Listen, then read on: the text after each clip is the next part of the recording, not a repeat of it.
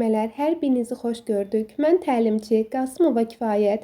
Bugün sizə ödənişli qrupumun testlərindən olan qəbulla birəbir eynilik təşkil edən bir sualımın izahını verəcəyəm. Bizdən yanlış fikri soruşur. Variantlara isə baxdıqda, ilk öncə olaraq A variantında təlim nəticələri uşaqlardan gözlənilən minimal bilik və bacarıqdır. Bəli, tamamilə doğrudur.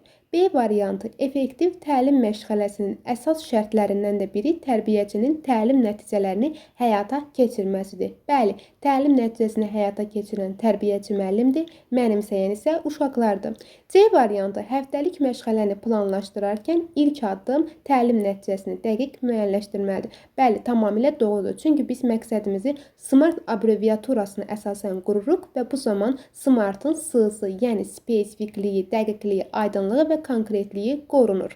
D variantı tərbiyəçi məşğələ məqsədini müəyyən edərkən mən nə öyrədəcəm yanaşmasında olmalıdır. Bu variantı saxlayırıq hələ ki.